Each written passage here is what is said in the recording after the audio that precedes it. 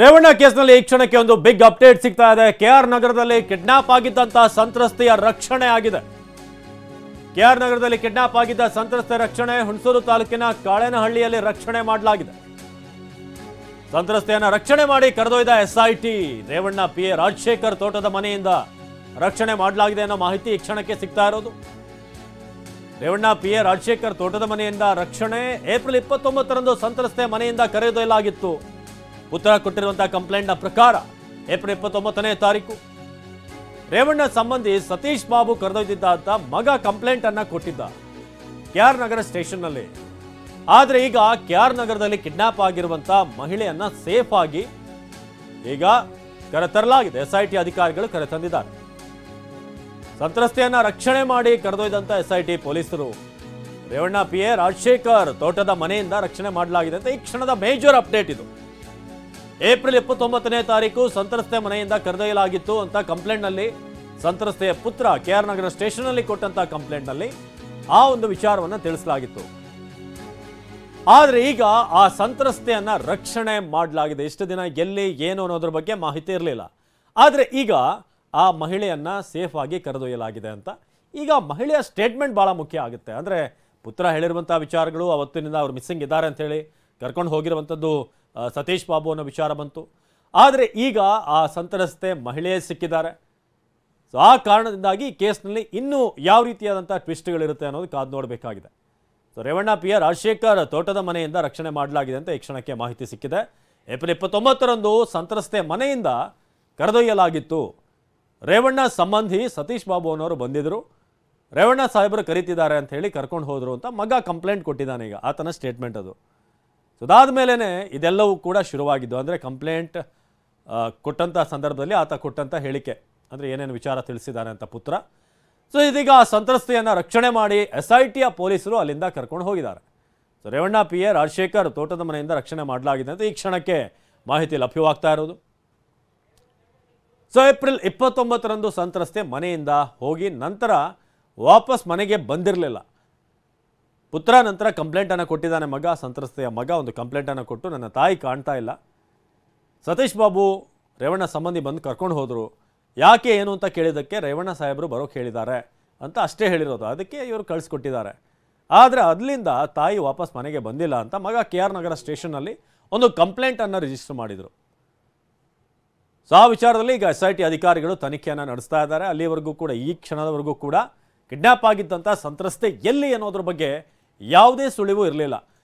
In fact ಇವತ್ತಿನ ವಿಚಾರಣೆ ಸಂದರ್ಭದಲ್ಲೂ ಕೂಡ SIT SPP ಕೂಡ ಹೇಳ್ತಾ ಇದ್ರು, ನಮ್ಮ SIT ಪೊಲೀಸರು ರಾತ್ರಿ ಹಗಲು ಪ್ರಯತ್ನ ಪಡ್ತಿದ್ದಾರೆ, ಇದುವರೆಗೆ ಸಿಕ್ಕಿಲ್ಲ, ನಾವು ಆಕೆಯನ್ನು ರಕ್ಷಿಸಬೇಕು ಅನ್ನೋದು ನಮ್ಮ ಮೊದಲ ಆದ್ಯತೆ, ಆಕೆ ಎಲ್ಲಿದ್ರೂ ಕೂಡ ಸೇಫ್ ಆಗಿರಬೇಕು, ಆಕೆಯನ್ನು ಸೇಫ್ ಮಾಡಬೇಕು ಅನ್ನೋದು ನಮ್ಮ ಆದ್ಯತೆ, ಅದಕ್ಕೋಸ್ಕರ ನಾವು ಎಲ್ಲ ಪ್ರಯತ್ನಗಳನ್ನು ನಮ್ಮ ಪೊಲೀಸರು ಮಾಡ್ತಿದ್ದಾರೆ ಅಂತ ಫೈನಲಿ ಈಗ SITಯ ಟೀಮ್ಗೆ ಆ ಸಂತ್ರಸ್ತೆ ಎಲ್ಲಿದ್ದಾರೆ ಅನ್ನೋದು ಸಿಕ್ಕಿದೆ.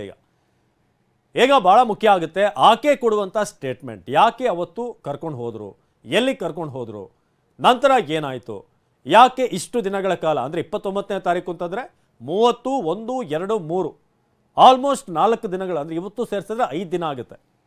5 ದಿನಗಳ ಕಾಲ ಯಾರ ಒಂದು ಸಂಪರ್ಕದಲ್ಲಿ ಅವರು ಇದ್ದರು ಅಥವಾ ಯಾರು ಅವ್ರನ್ನಲ್ಲಿ ಕರ್ಕೊಂಡೋಗಿ ಇರಿಸಿದ್ರು, ಏನಾದರೂ ಅವರಿಗೆ ಬೆದರಿಕೆ ಇತ್ತಾ ಅಥವಾ ದೂರು ಕೊಡ್ತಾರೆ ಅಂತ ಹೇಳಿ ಏನಾದರೂ ಅವ್ರನ್ನ ಬಾಯಿ ಮುಚ್ಚಲಾಗಿತ್ತೆ, ಏನೋ ಒಂದಷ್ಟು ಪ್ರಶ್ನೆಗಳನ್ನು ಕೇಳಲಾಗುತ್ತೆ.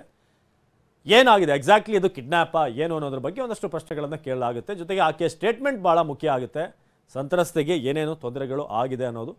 ಸೊ KR ನಗರದಲ್ಲಿ ಕಿಡ್ನ್ಯಾಪ್ ಆಗಿದ್ದಂಥ ಸಂತ್ರಸ್ತೆ ಅಂದರೆ ಸದ್ಯಕ್ಕೆ ಅಲ್ಲಿ ಸಿಕ್ಕಿದ್ದಾರೆ. ಇದು ಕಿಡ್ನ್ಯಾಪಾ ಏನು ಅನ್ನೋದು ಈಗ ಆಕೆ ಸ್ಟೇಟ್ಮೆಂಟಿಂದ ಗೊತ್ತಾಗುತ್ತೆ.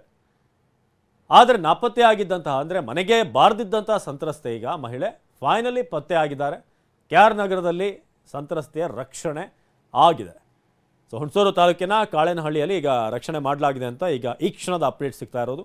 ಸೊ ಈಗ ಆಕೆ ಹೇಳಿಕೆ ಭಾಳ ಪ್ರಮುಖವಾದಂಥ ಪಾತ್ರವನ್ನು ವಹಿಸುತ್ತೆ ಇದು ಕೇಸ್ನಲ್ಲಿ. ಯಾಕಂದರೆ ವಾದ ಮಂಡನೆ ಸಂದರ್ಭದಲ್ಲಿ SIT SPP ಕೂಡ ಇದನ್ನು ಹೇಳಿದರು, ಬರೀ ಪುತ್ರ ಕೊಟ್ಟಿರುವಂಥ ಸ್ಟೇಟ್ಮೆಂಟೇ ಕಂಪ್ಲೀಟ್ ಮಾಡಲ್ಲ ಒಂದು ಕಂಪ್ಲೇಂಟನ್ನು ಅಂತ ಹೇಳಿ.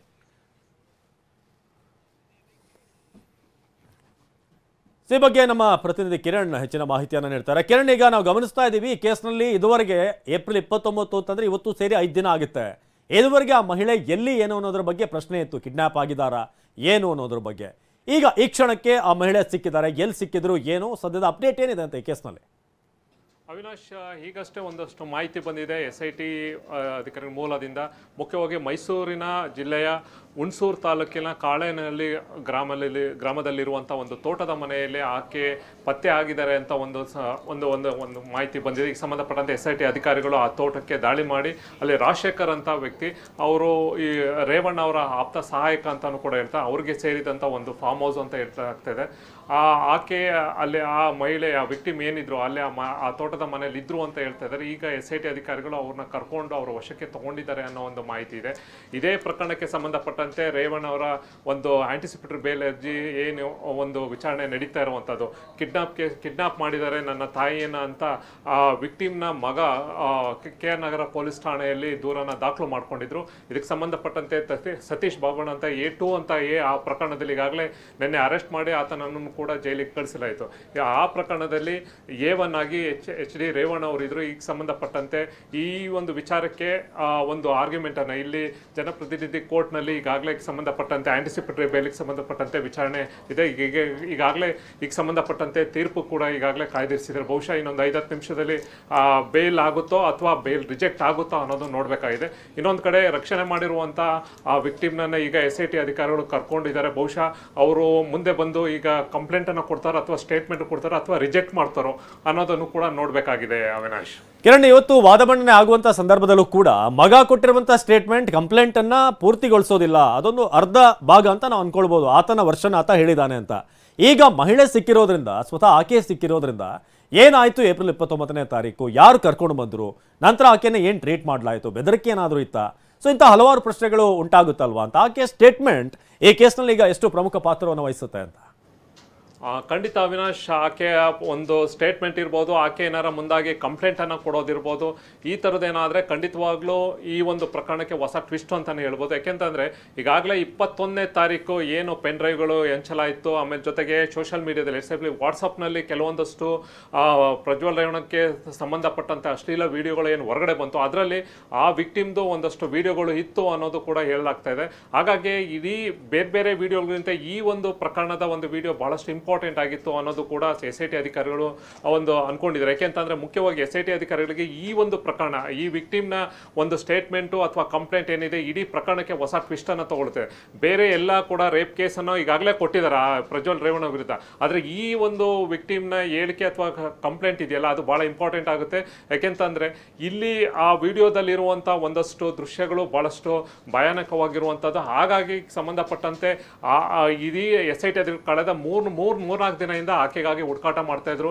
ಯಾವಾಗ ಈ ಒಂದು ಹೊರಗಡೆ ಬಂತು, ರಿಲೀಸ್ ಆಯಿತು, ಎಲೆಕ್ಷನ್ಸ್ ಎಲ್ಲ ಆದಮೇಲೆ 26ಕ್ಕೆ ಎಲೆಕ್ಷನ್ಸ್ ಆದಮೇಲೆ 27ಕ್ಕೆ ಆಕೆನ ರೇವಣ್ಣಗೆ ಸಂಬಂಧಪಟ್ಟಂತೆ ಕೆಲವರು ಬಂದು ಆಕೆ ಮನೆಯಿಂದ ಕರ್ಕೊಂಡು ಹೋಗಿರ್ತಾರೆ.